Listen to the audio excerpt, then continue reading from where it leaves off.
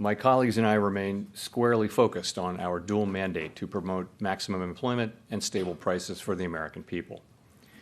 We understand the hardship that high inflation is causing, and we remain strongly committed to bringing inflation back down to our 2% goal. Price stability is the responsibility of the Federal Reserve. Without price stability, the economy does not work for anyone. In particular, without price stability, we will not achieve a sustained period of strong labor market conditions that benefit all. Since early last year, the FOMC has significantly tightened the stance of monetary policy. We've raised our policy interest rate by 5.25 percentage points and have continued to reduce our securities holdings at a brisk pace. We've covered a lot of ground, and the full effects of our tightening have yet to be felt. Today, we decided to leave our policy interest rate unchanged and to continue to reduce our securities holdings. Looking ahead, we are in a position to proceed carefully in determining the extent of additional policy firming that may be appropriate. Our decisions will be based on our ongoing assessments of the incoming data and the evolving outlook and risks. I will have more to say about monetary policy after briefly reviewing economic developments. Recent indicators suggest that economic activity has been expanding at a solid pace, and so far this year, growth in real GDP has come in above expectations. Recent readings on consumer spending have been particularly robust. Activity in the housing sector has picked up somewhat, though it remains well below levels of a year ago, largely reflecting higher mortgage rates. Higher interest rates also appear to be weighing on business fixed investment. In our Summary of Economic Projections, or SEP, committee participants revised up their assessments of real GDP growth, with the median for this year now at 2.1%. Participants expect growth to cool, with the median projection falling to 1.5% next year. The labor market remains tight, but supply and demand conditions continue to come into better balance. Over the past 3 months, payroll job gains averaged 150,000 jobs per month, a strong pace that is nevertheless well below that seen earlier in the year. The unemployment rate ticked up in August, but remains low at 3.8%. The labor force participation rate has moved up since late last year, particularly for individuals aged 25 to 54 years. Nominal wage growth has shown some signs of easing, and job vacancies have declined so far this year. Although the jobs to workers gap has narrowed, labor demand still exceeds the supply of available workers. FOMC participants expect the rebalancing in the labor market to continue, easing upward pressures on inflation. The median unemployment rate projection in the SEP rises from 3.8% at the end of this year to 4.1% over the next 2 years. Inflation remains well above our longer run goal of 2%. Based on the Consumer Price Index, or CPI, and other data, we estimate that total PCE prices rose 3.4% over the 12 months ending in August, and that, excluding the volatile food and energy categories, core PCE prices rose 3.9%. Inflation has moderated somewhat since the middle of last year, and longer-term inflation expectations appear to remain well anchored, as reflected in a broad range of surveys of households, businesses, and forecasters, as well as measures from financial markets. Nevertheless, the process of getting inflation sustainably down to 2% has a long way to go. The median projection in the SEP for total PCE inflation is 3.3% this year, falls to 2.5% next year, and reaches 2% in 2026. The Fed's monetary policy actions are guided by our mandate to promote maximum employment and stable prices for the American people. My colleagues and I are acutely aware that high inflation imposes significant hardship as it erodes purchasing power, especially for those least able to meet the higher costs of essentials like food, housing, and transportation. We are highly attentive to the risks that high inflation poses to both sides of our mandate, and we are strongly committed to returning inflation to our 2% objective.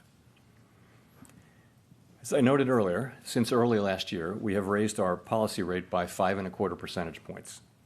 We see the current stance of monetary policy as restrictive, putting downward pressure on economic activity, hiring, and inflation. In addition, the economy is facing headwinds from tighter credit conditions for households and businesses. In light of how far we have come in tightening policy, the committee decided at today's meeting to maintain the target range for the federal funds rate at 5.25 to 5.5%, and to continue the process of significantly reducing our securities holdings. We are committed to achieving and sustaining a stance of monetary policy that is sufficiently restrictive to bring inflation down to our 2% goal over time.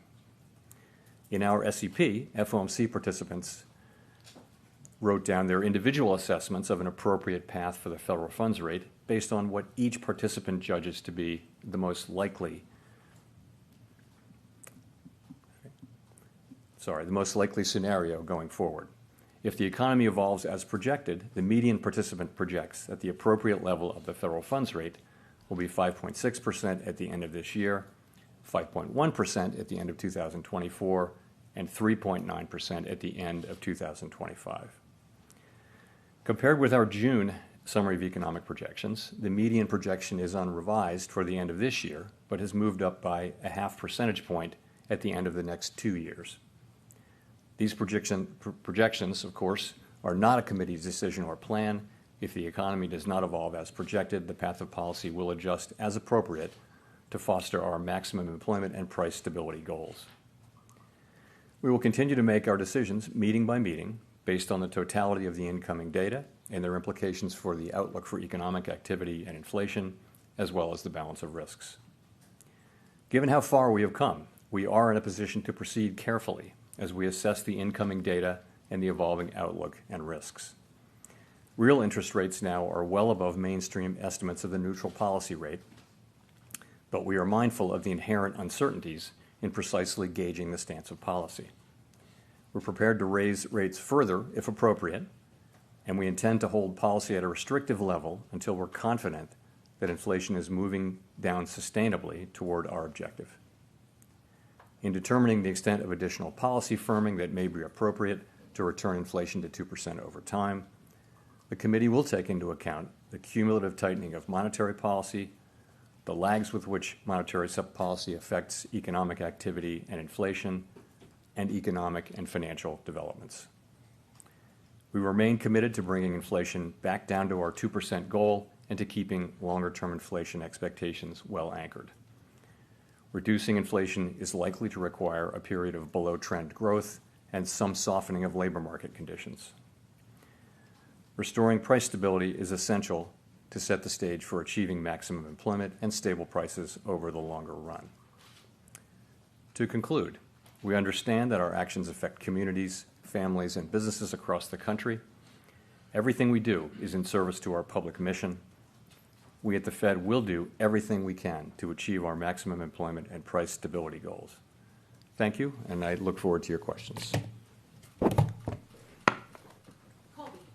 Reduce.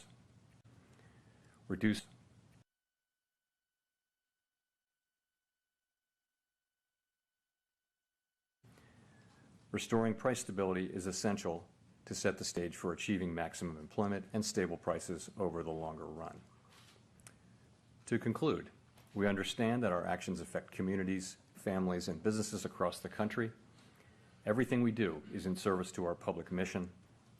We at the Fed will do everything we can to achieve our maximum employment and price stability goals.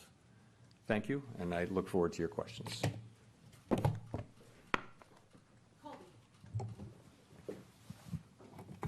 Thank you. Colby Smith with the Financial Times. What makes the committee inclined to think that the Fed funds rate at this level is not yet sufficiently restrictive, especially when officials are forecasting a slightly more benign inflation outlook for this year? There's noted uncertainty about policy lags. Headwinds have emerged from the looming government shutdown, the end of federal child care funding, resumption of student debt payments, things of that nature. So I guess I would characterize the situation a little bit differently. So we decided to maintain the target range for the federal funds rate where it is at 5.25 to 5.5%, while continuing to reduce our securities holdings.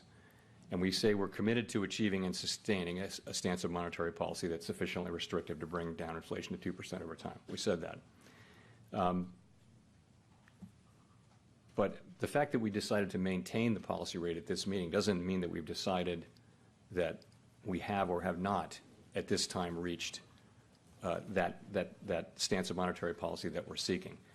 If you looked at the SEP, as you obviously will have done, you will see that a majority of participants believe that it is more likely than not that it will be appropriate for us to raise rates one more time in the 2 remaining meetings this year. Others believe that we have already reached that. So it's something where we're not making a decision by deciding to about that question by deciding to just maintain the rate and await further data. So right now, it's still an open question about sufficiently restrictive. You're not saying today that we've reached this level. We're not saying, no. Clearly, what we decided to do is maintain the policy rate and await further data. We want to see convincing evidence, really, that we have reached the appropriate level, and we're seeing progress, and we welcome that. But we need to see more progress before we'll be willing to reach that conclusion. And just on the 2024 projections, what's behind that shallower path for interest rate cuts and the need for real rates to be 50 basis points higher? Right. So I would say it this way. First of all, real interest rates are positive now. They're meaningfully positive. And that's a good thing. We need a policy to be restrictive so that we can get inflation down to target, okay? And we're going to need that to remain to be the case for some time. So I think, remember that of course, the SEP is not a plan that is negotiated or discussed really as a plan. It's accumulation, really, and what you see are the medians. It's accumulation of individual forecasts from 19 people, and then what you're seeing are the medians. So I wouldn't want to, bestow upon it the idea that it's really a plan. But what it reflects, though, is that economic activity has been stronger than we expected, stronger than I think everyone expected. And so what you're seeing is this is what people believe as of now will be appropriate to achieve what we're looking to achieve, which is progress toward our inflation goal, as you see in the SEP. Thanks. Let's go to Rachel. Hi, Chair Powell. Rachel Siegel from the Washington Post. Thanks for taking our questions. How would you characterize the debate around another hike or holding steady? Is it discussion around lag times, fear of too much slowing, too little slowing? Could you walk us through what this disagreement was about at the meeting? Yeah, so the proposal at the meeting was to maintain our current policy stance. And I think there was obviously unanimous support for that. But this, of course, is an SEP meeting, and so people write down what they think. And you have some, you saw, I think 7 wrote down no hike at this meeting, or between now and the end of the year, and I think 12 wrote down another single hike in one of the next 2 meetings that we have between the end of the year. So it wasn't like we were arguing over that. People were just stating their positions. And really what people are saying is, let's see how the data come in. We want to see, what we want to see. We want to see that these good inflation readings that we've been seeing for the last 3 months, we want to see that it's more than just 3 months, right? We want to see, the labor market report that we received, the last one that we received, was a good example of what we do want to see. It was a combination of across a broad range of indicators, continuing rebalancing of the labor market. So those are the 2 things. Those are our 2 mandate variables, and that's the progress that we want to see. But I think people, they want to be convinced, they want to be careful not to jump to a conclusion really one way or the other, but just be convinced that the data, support that conclusion. And that's why, given how far we've come and how quickly we've come, we're actually in a position to be able to proceed carefully as we assess the incoming data and the evolving outlooks and risks and make these decisions meeting by meeting. I see. And in your view, I know nothing has been decided yet, but what would one more hike at the end of the year do to the economy or to inflation? And on the other side, what would no hike do, if you could sort of game that out for us? So, you can make the argument that one hike one way or the other won't matter, but for us, we're trying, obviously as a group, it's a pretty tight cluster of where we think that policy stance might be. but we're always going to be learning from data. You know, we've learned all through the course of the last year that actually we needed to go further than we had thought. If you go back a year and what we wrote down, it's actually gotten higher and higher. So we don't really know and that's why, again, we're in a position to proceed carefully at this point. A year ago, we proceeded pretty quickly to get rates up. Now we're fairly close, we think, to where we need to get. It's just a question of reaching the right stance. I wouldn't attribute huge importance to one hike in macroeconomic terms. Nonetheless, you know, we need to get to a place where we're confident that we have a stance that will bring inflation down to 2% over time. That's what we need to get to, and we've been moving toward it. As we've gotten closer to it, we've slowed the pace at which we've moved. I think that was appropriate. And now that we're getting closer, we have the ability to proceed carefully. Let's go to Steve. Steve Leisman, CNBC. Mr. Chairman, I want to return to Colby's question here. What is it saying about the committee's view of the inflation dynamic in the economy that you achieve the same forecast inflation rate for next year but need another 0.5 point of the funds rate on it? Does it tell us that the committee believes inflation to be more persistent, requires more medicine effectively? And I guess a related question is, if you're going to project a funds rate above the longer run rate for 4 years in a row, at what point do we start to think, hey, maybe the longer rate or the neutral rate is actually higher? Thank you.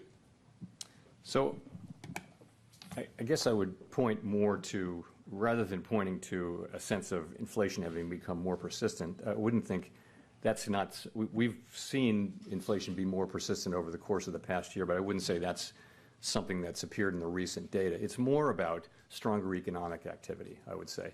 So if I had to attribute one thing, again, we're picking medians here and trying to attribute one explanation, but I think broadly, stronger economic activity means rates, we have to do more with rates, and that's what that meaning is telling you. In terms of what the neutral rate can be, you know, we know it by its works. We only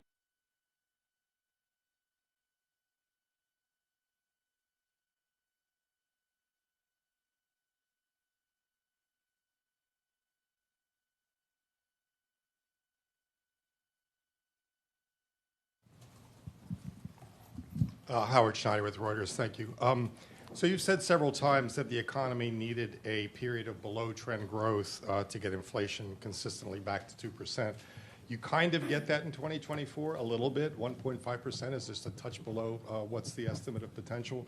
So the fact that you're getting so much done at so much less cost, does that represent a change in how you think inflation works, a change in how you think the economy works, a change in the mix of supply healing versus demand destruction that's necessary to achieve this?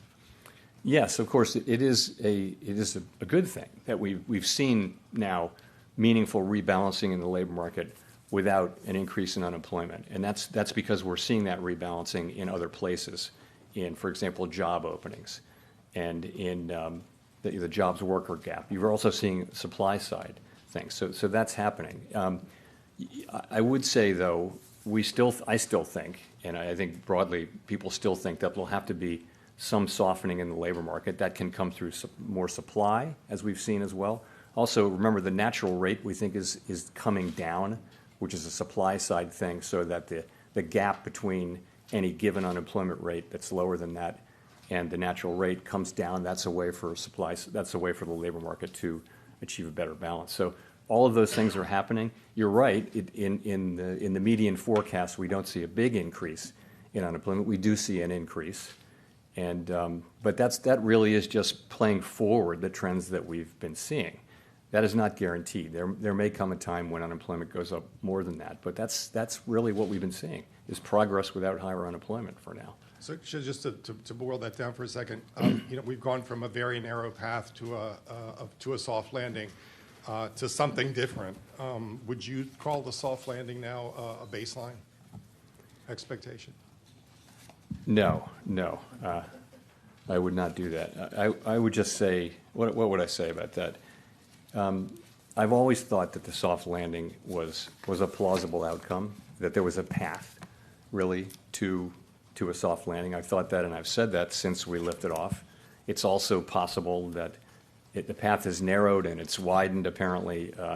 Ultimately, this may be decided by factors that are outside our control at the end of the day. But I do think it's possible. And, you know, I also think, you know, this is why we're in a position to move carefully again, that we will restore price stability. We know that we have to do that, and we know the public depends on us doing that, and we know that we have to do it so that we can achieve the kind of labor market that we all want to achieve, which is an extended period, sustained period of strong labor market conditions that benefit all. We know that. The fact that we've come this far lets us really proceed carefully, as I keep saying. So I think, you know, that's the end we're trying to achieve. I wouldn't want to handicap the likelihood of it, though. It's not up to me to do that.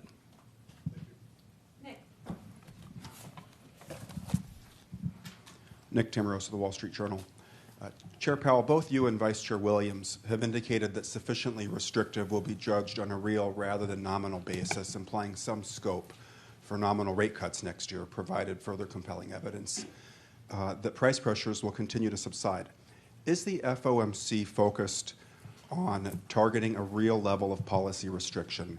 And can you explain what would constitute enough evidence that will allow the FOMC to normalize the nominal stance of policy while keeping real policy settings sufficiently restrictive?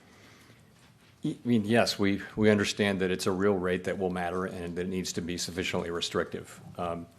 Again, I would say you know sufficiently restrictive only when you see it. It's not something you can arrive at with confidence in a model or in various estimates, you know. And so what are we seeing? We're seeing, you know, through a combination of the unwinding of the pandemic-related demand and supply distortions and monetary policy's work in suppressing demand or alleviating very high demand. The combination of those two things is actually working. You're seeing, you know, inflation coming down. It's principally now in goods, also in housing services. You begin to see effects of it in non-housing services as well. So we think that is working. And I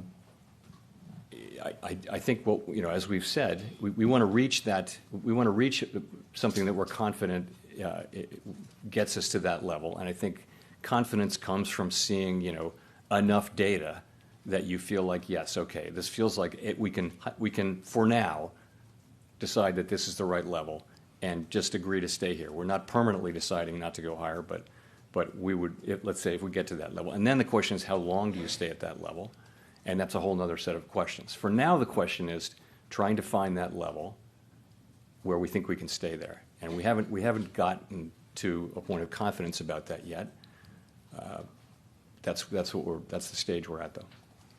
But it looks like because there was an across-the-board drop in the core PCE inflation projection for this year, and even then it seems possible that core PCE inflation could come in even lower than the median at 3.7%. Would you see a case to raise rates still if it turned out that you were going to achieve the same real rate this year because the decline in inflation proceeds somewhat better than you currently anticipate? The decision that we make at each meeting, and certainly at the last two meetings this year, it's going to depend on the totality of all the data. So the inflation data, the labor market data, the growth data, the balance of risks and the other events that are happening out there. We take all of that into account. So I can't really answer a hypothetical about one piece of that. It'll be trying to reach a judgment over whether we should move forward with another rate hike overall, and whether that would increase our confidence that yes, this is an appropriate move, and it will help us be more confident that we've gotten to the level that we need to get to. Gina. Thanks, Chair Powell. Following up on Nick's question, actually, John Williams, the New York Fed president, obviously, has said things to the effect of next year, as we see inflation, kind of, again, to Nick's point, as we see inflation coming down, we're going to need to reduce interest rates to make sure that we're not squeezing the economy harder and harder over time. And I wonder if that's basically the logic that you apply. You know, is that how you think about it? And then I also wonder, in the last press conference, you said something to the effect of, you know, it's a full year out, those discussions, and people interpreted that to mean that you didn't see a possibility of a rate cut in the first half of next year. And I wonder if that was what you meant by that, or whether, you know, how you're thinking about that timing. No, when I answer these questions about hypotheticals about cutting, I'm never intending to send a signal about timing. I'm just answering them as the question is expressed. So please, I wouldn't want to be taken that way. Sorry, the first question was that how? Yeah, so we're as we go into next year, that's the question we'll be asking is, you know, taking into account lags and everything else we know about the economy and everything we know about monetary policy. The time will come at some point, and I'm not saying when, that it's appropriate to cut. Part of that may be that real rates are rising because inflation is coming down. Part of it just may be that it'll be all the factors that we see in the economy. And, you know, that time will certainly come at some point. And what you see is us writing down, you know, a year ahead estimates of what that might be. And, you know, there's so much uncertainty around that. When we, in the moment, we'll do what we think makes sense. No one will look back at this and say, hey, we made a plan. It's not like that at all. These are estimates made a year in advance that are highly uncertain, and that's how it is. Neil. Thanks so much, Chair Powell. Neil Irwin with Axios. I wonder, how do you think about the question of whether the strong GDP growth that we've been seeing is driven by excess demand versus supply-side factors, productivity, labor force growth? And relatedly, if GDP keeps coming in hot, even in the absence of inflation resurgence, would that on its own be a reason to consider more tightening? So on your first question, I mean, we're looking at GDP very, very carefully to try to understand really what's the direction of it, what's driving it, and it's a lot of consumer spending. You know, the consumer's been very robust in spending. So that is, you know, that's how we're looking at it. Sorry, your second question was? There's GDP stays hot, but without inflation. So I think the question will be, GDP is not a mandate, right? Maximum employment and price stability are the mandates. The question will be, is GDP, is the heat that we see in GDP, is it really a threat to our ability to get back to 2% inflation? That's going to be the question. It's not a question about GDP on its own. It's you're expecting to see this improvement, you know, continued rebalancing in the labor market and inflation moving back down to 2% in a sustainable way. We have to have confidence in that, and you know, we'd be looking at GDP just to the extent that it threatens one or both of those. Victoria. Hi, Victoria Guida with Politico. There are multiple external factors that are playing out right now. We see rising oil prices. We see auto workers striking. There's the looming, very real possibility of a government shutdown. And I was just wondering, for each of those things, could you talk about how you're thinking about how that might affect the course for the Fed and the economy? So there is a long list, and you hit some of them. But it's the strike, it's the government shutdown, resumption of student loan payments, higher long-term rates, oil price shock. You know, there are a lot of things that you can look at. And you know, so what we try to do is assess all of them and handicap all of them. And ultimately, though, there's so much uncertainty around these things. I mean, to start with the strike, first of all, we absolutely don't comment on the strike, as we have no view on the strike one way or the other. But we do have to make an assessment of its economic effects to do our jobs. So, you know, the thing about it is so uncertain. It will depend. The economic effects, it could affect, we've looked back at history, it could affect economic output, hiring, and inflation. But that's really going to depend on how broad it is and how long it's sustained for. And then it also depends on how quickly production can make up for lost production. So none of those things are known right now. It's very, very hard to know. So you just have to leave that uncertain, and we'll be learning, I think, over the course of the next intermeeting period much more about that. And the same is true for the others. I don't know if you mentioned shutdown. I think of all these as being on the list. We don't comment on that. It hasn't traditionally had much of a macroeconomic effect. Energy prices being higher, that is a significant thing. Energy prices being up can affect spending. It can affect over time. A sustained period of higher energy prices can affect consumer expectations about inflation. We tend to look through short-term volatility and look at core inflation. But so the question is, how long are higher prices sustained? We have to take those macroeconomic effects into account as well. Those are some of them. I'm not sure if I hit them all, but ultimately, you're coming into this with an economy that appears to have significant momentum, and that's what we start with. But we do have this collection of risks that you mentioned. Greg Torres from Bloomberg News. I was a little surprised, Chair Powell, to hear you say that a soft landing is not a primary objective. This economy is seeing added supply in a way that could create long-term inflation stability. We have prime-age labor force participation moving up where people can add skills. Workers want to work. We have a boom in manufacturing construction. We've had a decent spate of home building. And since inflation's coming down with strong GDP growth, we may have higher productivity. All are which good for the Fed's longer-run target of low inflation. And if we lose that in a recession, aren't we opting for the awful hysteresis that we had in 2010? So are you taking this into account as you pursue policy? Thank you. To begin, a soft landing is a primary objective, and I did not say otherwise. Okay. All right. That's what we've been trying to achieve for all this time. The real point, though, is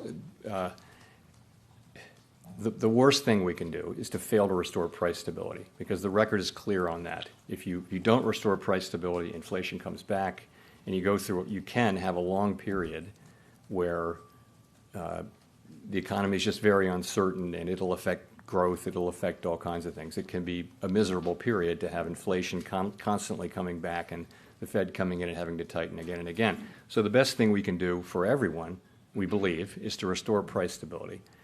I think now, today, we actually, we have the ability to be careful at this point and move carefully, and that's what we're planning to do. So we fully appreciate the benefits of being able to continue what we see already, which is rebalancing in the labor market and inflation coming down without seeing an important, large increase in unemployment, which has been typical of other tightening cycles. So. Let's go to Chris. Hi, thank you. Chris Rugaber at Associated Press. When you look at the disinflation that has taken place so far, do you see it mostly as a result of what some economists are calling the low-hanging fruit, such as the unwinding of supply chain snarls and other pandemic disruptions, or is it more a broad disinflationary trend that involves most goods and services across the economy? Thank you. So if I understood your question, I would say it this way. I think we knew from before when we lifted off, but certainly by the time we knew that bringing inflation back down was going to take, as I call it, the unwinding of these distortions to both supply and demand that happened because of the pandemic and the response. So that unwinding was going to be important. In addition, monetary policy was going to help. It was going to help supply side heal by cooling demand off, and just in general, better aligning supply with demand. So those two forces were always going to be important. I think it's very hard to pull them apart. They work together. I do think both of them are at work now, and I think they're at work in a way that shows you the progress that we are seeing. Go to Mike. Michael McKee from Bloomberg Television and Radio. In June, you forecast a 5.6% year-end median Fed funds rate, and since then, you've more than doubled your growth forecast. You lowered your unemployment forecast significantly. So what would justify that last move? Because the median forecast is for lower inflation. And given all the known unknowns that you face, how much confidence do you have, can investors have, or the American people have in your forecasts? Well, forecasts are highly uncertain. Forecasting is very difficult. Forecasters are a humble lot with much to be humble about.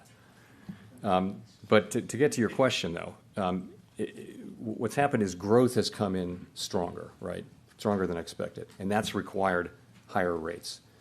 Unemployment, you also see that the ultimate unemployment rate is not as high, but that's really because of what we've been seeing in the labor market. We've seen more and more progress in the labor market without seeing significantly higher unemployment. So we're continuing that trend. In terms of inflation, you are seeing the last 3 readings are very, very good readings. It's only 3 readings. We're well aware that we need to see more than 3 readings. But if you look at June, July, and August, you're looking at really significant declines in core inflation, largely in the goods sector, also to some extent in housing services, and just a little in non-housing services. Those are the 3 buckets. Headline inflation, of course, has come way down, largely due to lower energy prices, some of which is now reversing. So I think people should know that economic forecasting is very difficult, and these are highly uncertain forecasts. But these are our forecasts. We have very high quality people working on these forecasts, and I think they stand up well against other forecasters. But just the nature of the business is the economy is very difficult to forecast. Given the forecast that you have, what justified not moving today, and what could justify moving in the future if you think inflation is coming down? In other words, why did you leave that extra dot in? Well, I think we have come very far, very fast in the rate increases that we've made. And I think it was important at the beginning that we moved quickly, and we did. And I think as we get closer to the rate that we think, the stance of monetary policy that we think is appropriate to bring inflation down to 2% over time, the risks become more two-sided. And the risk of over-tightening and the risk of under-tightening becomes more equal. And I think the natural common sense thing to do is as you approach that, you move a little more slowly as you get closer to it. And that's what we're doing. So we're taking advantage of the fact that we have moved quickly to move a little more carefully now as we sort of find our way to the right level of restriction that we need to get inflation back down to 2%. Thank you, Chair Powell. Jennifer Schonberger with Yahoo Finance. With your focus on year-over-year PCE, isn't it true that base effects are huge, and that by the time you meet in November, that it's more likely that you'll have a low PCE number that would make you feel more comfortable? And secondly, how would the lack of key indicators like CPI, the jobs report, impact your approach in upcoming meetings if we were to have a government shutdown? Thank you. Yeah, I missed the first question. What was it? What factors? The base factors. Base factors. Okay. So on that, we're looking at just monthly. Right, you can look at just monthly readings and see what the increase was from the prior month. So you're right. When you go back 3, 6, and 12 months, you get base factors. But we can adjust for that. In terms of not getting data, again, we don't comment on government shutdowns. It's possible if there is a government shutdown and it lasts through the next meeting, then it's possible we wouldn't be getting some of the data that we would ordinarily get, and we would just have to deal with that. And I don't know. It's hard for me to say in advance how that would affect that meeting. It would depend on all kinds of factors that I don't know about now. But it's certainly a reality that's a possibility.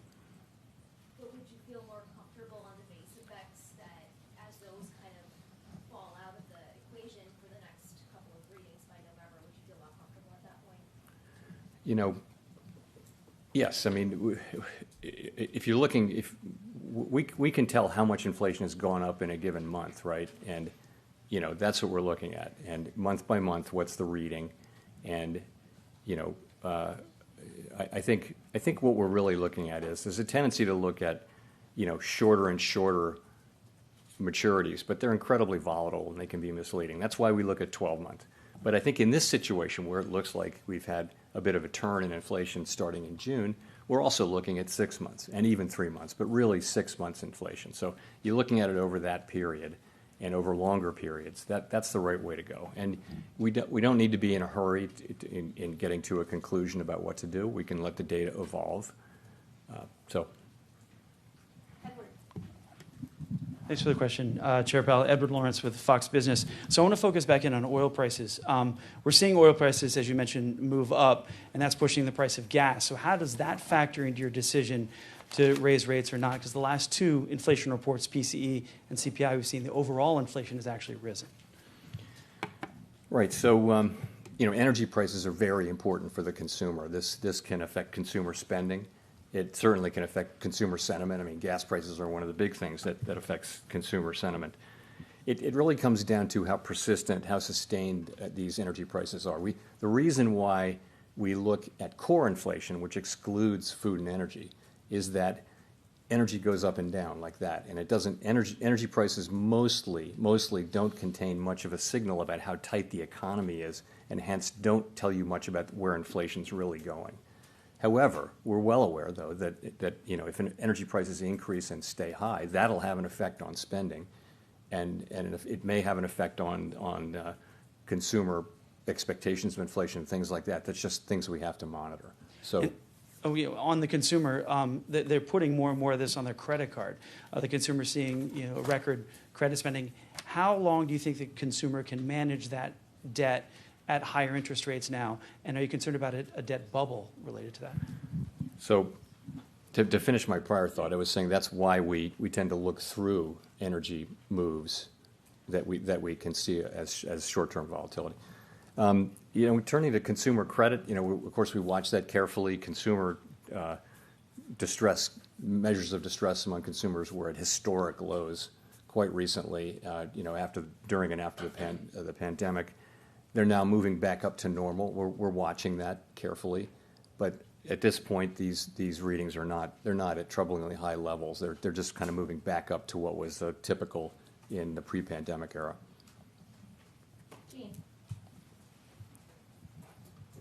Hi, Jean Young with M&I Market News. Yields along the Treasury curve have risen to their highest in years.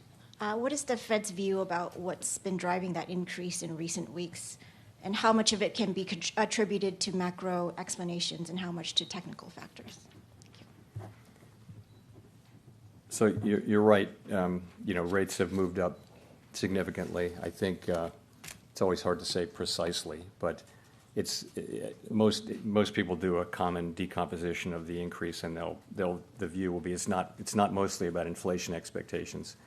It's mostly about other things. Either term premium or real yields, and it's hard to be precise about this. Of course, everyone's got models that'll give you a very precise answer, but they give you different answers. So, but essentially, they're moving up because it's not because of inflation. It's because it'll probably have something to do with stronger growth. I would say more supply of treasuries. The common explanations that you hear in the markets kind of make sense.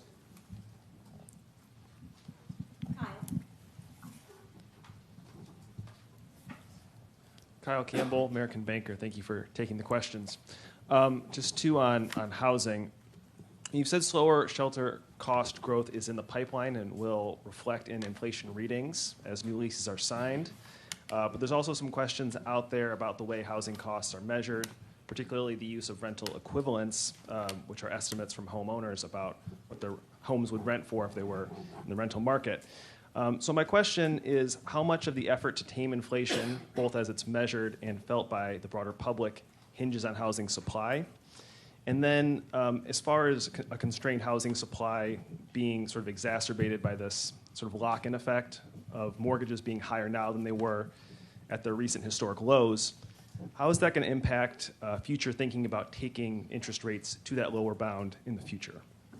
So on the supply point, of course, supply is very important over time in setting house prices and for that matter rents, and supply is kind of structurally constrained.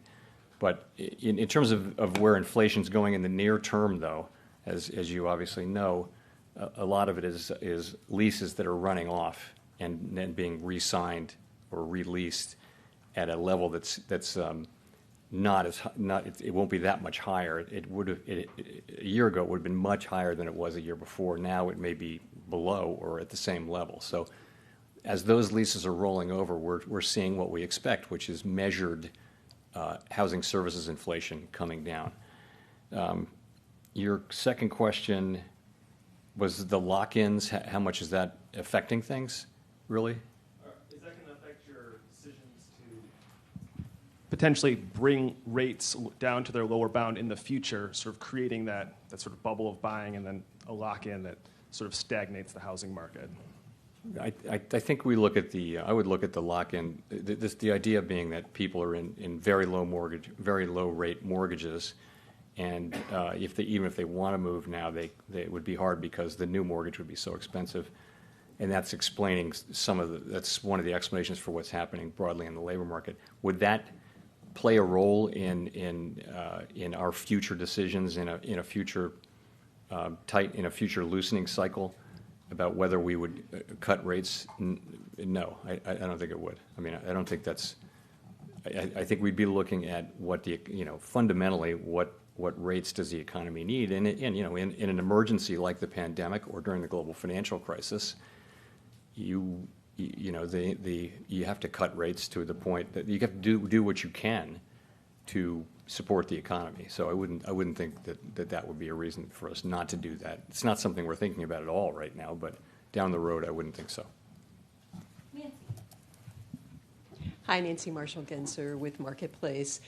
Chair Powell, you've mentioned several things that would possibly weigh on consumer confidence, maybe cut back consumer spending, possible government shutdown, high gas prices.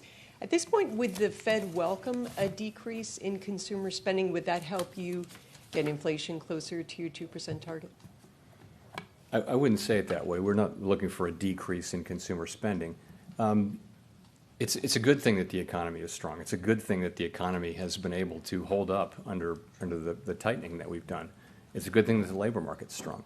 The only concern, and it just means this: if the economy comes in stronger than expected, that just means we'll have to do more in terms of monetary policy to get back to 2%, because we will get back to 2%. Does that answer your question?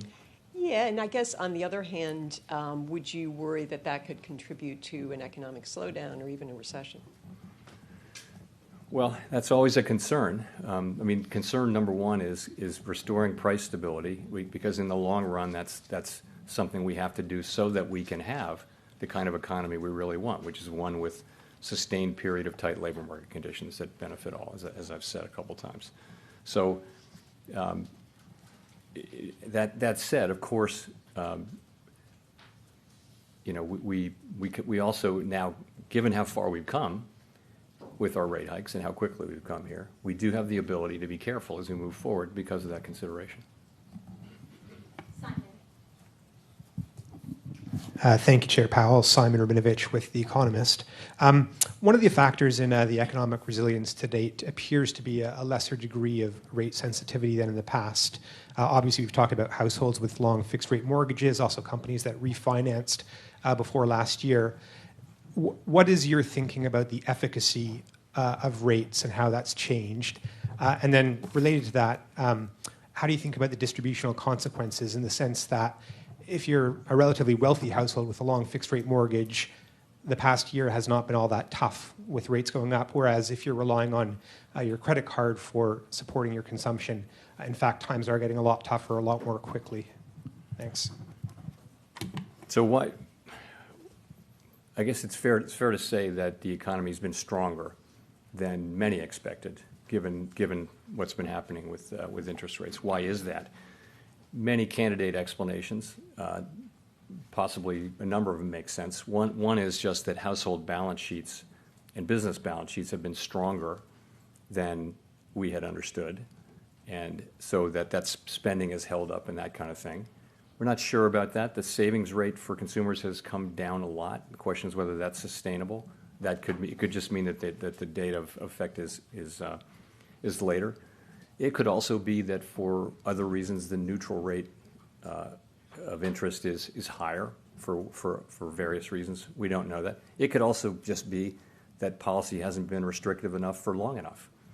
And there are many candidate explanations. We have to, in all this uncertainty, make policy. And I feel like what we have right now is what's still a very strong labor market, but that's coming back into balance. We're making progress on inflation. Growth is strong. but I think by many forecasts, many forecasts call for growth to moderate over the course of the next year. So that's where we are, and we have to deal with what comes. On your second question your second question was distributional, but can you be a little clearer about that? Yeah, my point there was that if you're somebody who has a long fixed rate mortgage, you've been able to endure the higher rates relatively easily. If you're somebody who's living month to month off of your credit card, current financing rates are punitive. Yes, and so the point I would make there is that we're trying to get inflation back down. The people who are most hurt by inflation are the people who are on a fixed income. If you're a person who spends all of your income, you don't really have any meaningful savings. You spend all your income on the basics of life: clothing, food, transportation, heating, the basics.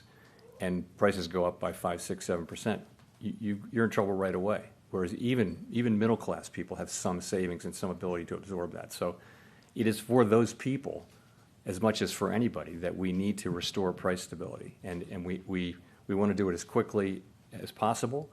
Obviously, we would like to do that. We'd like the current trend to continue, which is that we're making progress without seeing the kind of increase in unemployment that we've seen in past things. But you're right, though. When we raise rates, people who are living on credit cards and borrowing are going to feel that more. They are, and of course, people with lots of savings also have a much lower marginal propensity to consume, and so it's not going to affect them as much.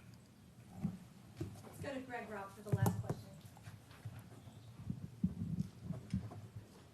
Thank you, Chair Powell. Greg Robb from MarketWatch.